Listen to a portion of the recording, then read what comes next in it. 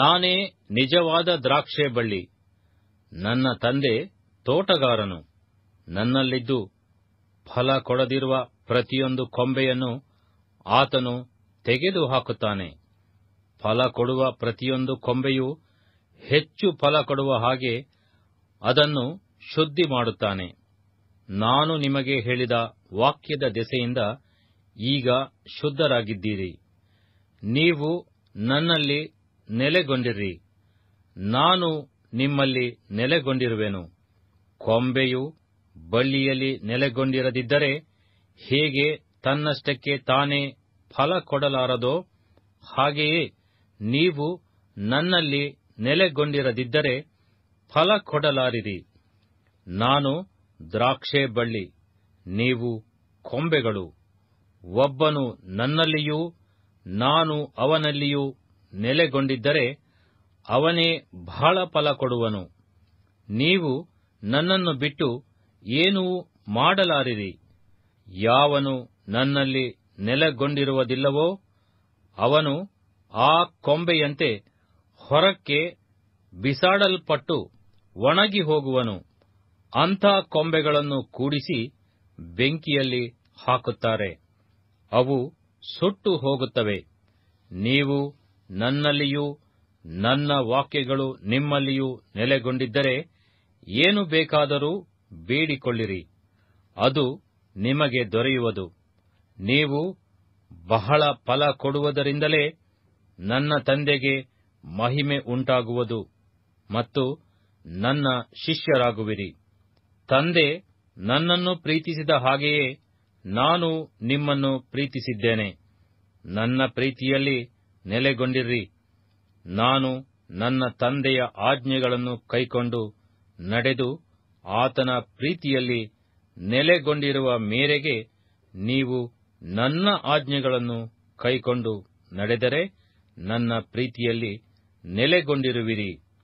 ನನ್ನಲ್ಲಿರುವ ಆನಂದವು ನಿಮ್ಮಲ್ಲಿಯೂ ಇರಬೇಕೆಂತಲೂ ನಿಮ್ಮ ಆನಂದವು ಪರಿಪೂರ್ಣವಾಗಬೇಕೆಂತಲೂ ಇದನ್ನೆಲ್ಲ ನಿಮಗೆ ಹೇಳಿದ್ದೇನೆ.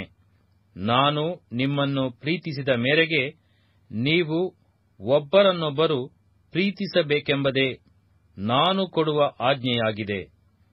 ಪ್ರಾಣವನ್ನೇ ಸ್ನೇಹಿತರಿಗೋಸ್ಕರ ಕೊಡುವ ಪ್ರೀತಿಗಿಂತ ಹೆಚ್ಚಿನ ಪ್ರೀತಿಯು ಯಾವುದೂ ಇಲ್ಲ. ನಾನು ನಿಮಗೆ ಕೊಟ್ಟ ಆಜ್ಞೆಗಳಿಗೆ ಸರಿಯಾಗಿ ನೀವು ನಡೆದರೆ ನೀವು ನನ್ನ ಸ್ನೇಹಿತರು. ಇನ್ನು ಮೇಲೆ ನಾನು ನಿಮ್ಮನ್ನು ಆಳುಗಳನ್ನುವುದಿಲ್ಲ. ಯಜಮಾನನು ಮಾಡುವಂಥದು ಆಳಿಗೆ ತಿಳಿಯುವುದಿಲ್ಲ. ನಿಮ್ಮನ್ನು ಸ್ನೇಹಿತರೆಂದು ಹೇಳಿದ್ದೇನೆ. ತಂದೆಯ ಕಡೆಯಿಂದ ನಾನು ಕೇಳಿದ್ದನ್ನೆಲ್ಲ ನಿಮಗೆ ತಿಳಿಸಿದ್ದೇನೆ. ನೀವು ನನ್ನನ್ನು ಆರಿಸಿ ತೆಗೆದುಕೊಂಡಿಲ್ಲ, ನಾನು ನಿಮ್ಮನ್ನು ಆರಿಸಿ ತೆಗೆದುಕೊಂಡೆನು.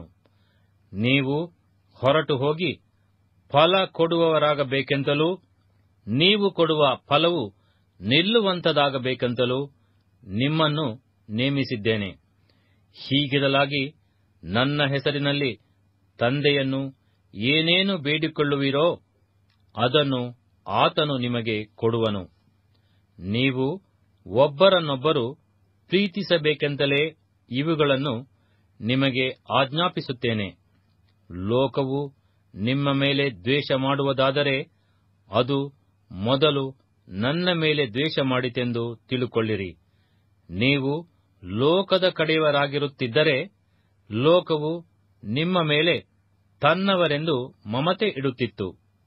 ಆದರೆ ನೀವು ಲೋಕದ ಕಡೆಯವರಲ್ಲದೆ ಇರುವುದರಿಂದಲೂ ನಾನು ನಿಮ್ಮನ್ನು ಲೋಕದೊಳಗಿಂದ ಆರಿಸಿ ತೆಗೆದುಕೊಂಡಿರುವುದರಿಂದಲೂ ಲೋಕವು ನಿಮ್ಮ ಮೇಲೆ ದ್ವೇಷ ಮಾಡುತ್ತದೆ. ದಣಿಗಿಂತ ಆಳು ದೊಡ್ಡವನಲ್ಲವೆಂಬುದಾಗಿ ನಾನು ನಿಮಗೆ ಹೇಳಿದ ಮಾತನ್ನು ಜ್ಞಾಪಕ ಮಾಡಿಕೊಳ್ಳಿರಿ. ಅವರು ನನ್ನನ್ನು ಹಿಂಸೆಪಡಿಸಿದರೆ ನಿಮ್ಮನ್ನು ಸಹ ಹಿಂಸೆಪಡಿಸುವರು. ಅವರು ನನ್ನ ಮಾತನ್ನು ಕೈಕೊಂಡು ನಡೆದರೆ ನಿಮ್ಮ ಮಾತನ್ನು ಸಹ ಕೈಕೊಂಡು ನಡೆಯುವರು.